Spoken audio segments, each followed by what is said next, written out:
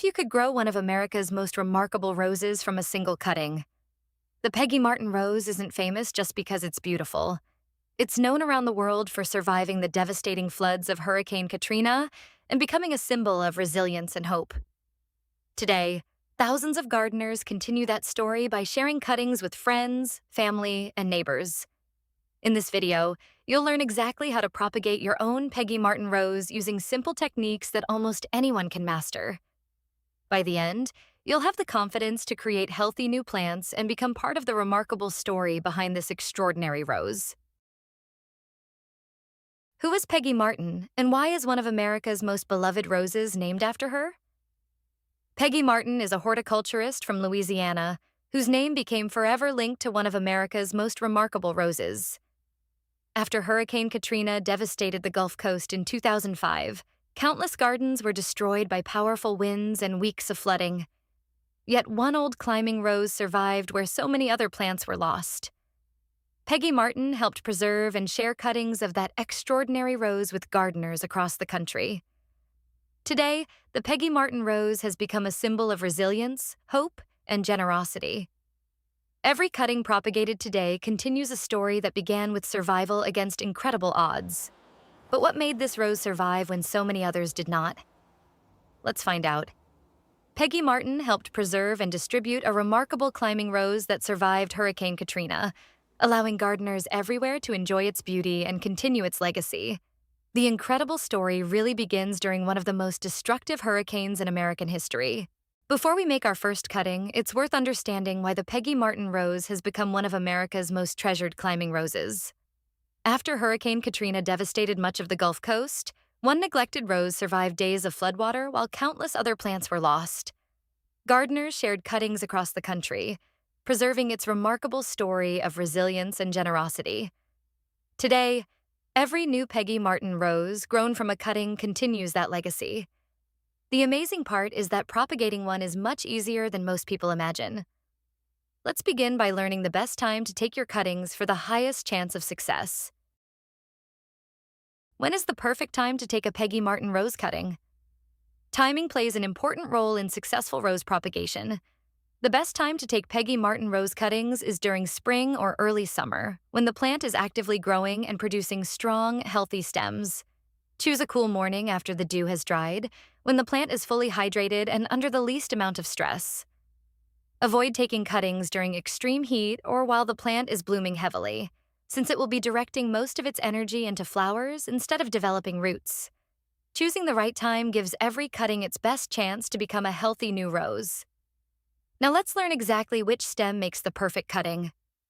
Spring and early summer offer the highest success rates because the plant is actively growing.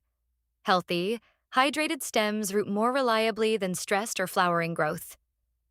Now that you know when to take your cuttings, let's choose the perfect stem for successful rooting. Not every rose stem will grow into a new plant. The secret is choosing the right one. Choosing the right stem is one of the most important steps in successful rose propagation. Look for a healthy green cane that's about the thickness of a pencil, with several leaf nodes and no signs of disease or damage. Avoid soft new growth that bends easily, as well as older woody stems that are less likely to root.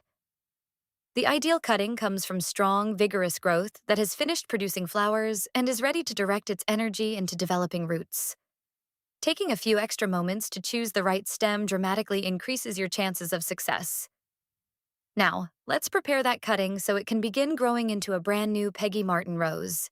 Healthy, pencil-thick stems with several leaf nodes offer the best chance of rooting.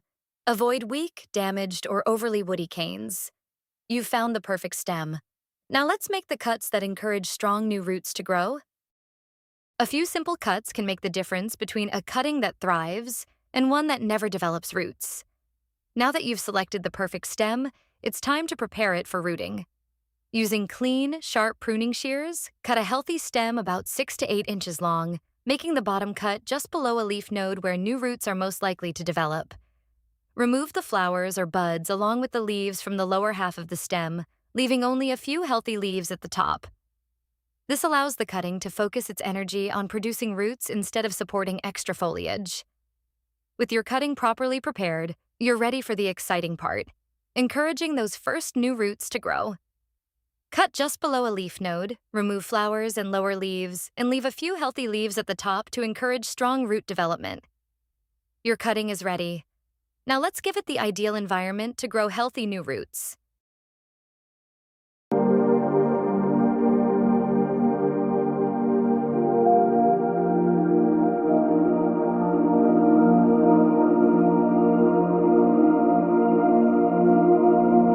The next few weeks will determine whether your cutting becomes a thriving new rose. Now it's time to encourage your cutting to develop healthy new roots. Dip the freshly cut end into rooting hormone, then place it into a small pot filled with moist, well-draining propagation mix. Gently firm the soil around the stem so it stands upright without being packed too tightly. Keep the soil evenly moist and place the pot in bright, indirect light where it stays warm but out of direct afternoon sun. Be patient because rooting takes several weeks. With proper care, this single cutting will soon become another beautiful Peggy Martin Rose ready to grow for years to come. Use rooting hormone, a quality propagation mix, and consistent moisture to give your cutting the best chance to develop strong, healthy roots. Once roots begin to grow, it's time to help your new rose become strong enough for life in the garden. Imagine growing a rose that not only transforms your garden, but also carries one of the most inspiring stories in American gardening. What started as a single surviving rose has become one of America's most treasured climbing roses because gardeners chose to share it. Today, you've learned the same simple propagation techniques that have helped preserve the Peggy Martin Rose for thousands of gardens across the country. With a little patience and care, your cutting can grow into a spectacular climbing rose that blooms for decades and may one day be shared with someone else. That's the true legacy of the Peggy Martin Rose. Not just surviving Hurricane Katrina, but inspiring gardeners to keep its story alive. If you enjoyed this video, please subscribe to Lori Lynn DIY, give this video a thumbs up, and share it with another gardener who would love to grow this remarkable rose. Until next time, happy gardening, and we'll see you in the next project.